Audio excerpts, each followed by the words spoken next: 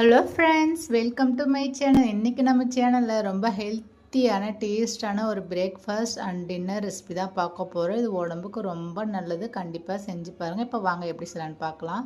இப்போ ஒரு பவுலில் 1 கப் அளவுக்கு கம்பு எடுத்துக்கோங்க. அதே கப்பால் 1 கப் அளவுக்கு கேழ்வரகு சேர்த்துக்குங்க. 1/4 கப் அளவுக்கு ஜவ்வரிசி சேர்த்துக்குங்க.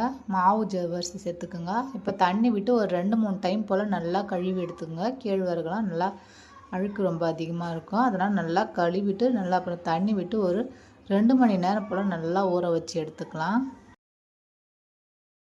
இப்போ அது அப்படியே நல்லா ஊறட்டும். இப்போ பாருங்கள், ஒரு 2 மணி நேரம் போல் நல்லா ஊறி வந்துடுச்சு, நல்லா சாஃப்டாக. இப்போ நம்ம இதை அப்படியே தண்ணியெல்லாம் வடிகட்டி மிக்சர் ஜாரிக்கு மாற்றிக்கலாம். இப்போ இதெல்லாம் கொஞ்சம் கொஞ்சமாக தண்ணி விட்டு நல்லா இந்த மாதிரி மாவாக நல்லா அரைச்சி எடுத்து வச்சுக்கலாம். இப்போ இதை அப்படியே ஒரு பவுலில் மாற்றிக்கலாம். இப்போ இது கூடவே ஒரு பெரிய வெங்காயத்தை பொடிசாக கட் பண்ணி சேர்த்துக்குங்க. 2 பச்சை மிளகாயை சின்ன சின்னதாக கட் பண்ணி சேர்த்துக்குங்க. கூடவே இந்த மாவுக்கு தேவையான அளவுக்கு உப்பு சேர்த்துக்குங்க. சேர்த்துட்டு நல்லா கலந்து விட்டுக்குங்க.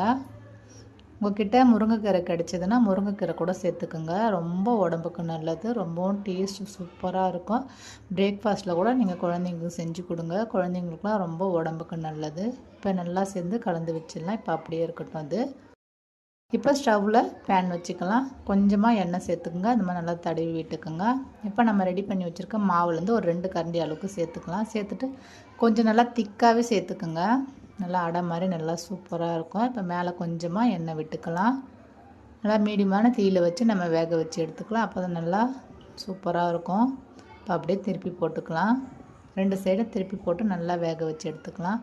பாருங்கள், எவ்வளோ ஒரு சூப்பராக இருக்குது பார்க்குறதுக்கே. டேஸ்ட்டு ரொம்ப நல்லாயிருக்கும். கண்டிப்பாக நீங்கள் செய்யுங்க வீட்டில். அவ்வளோதாங்க ஃப்ரெண்ட்ஸ், சூப்பரான சுவையில் ஒரு பிரேக்ஃபாஸ்ட் ரெசிபி ரெடி ஆகிடுச்சு.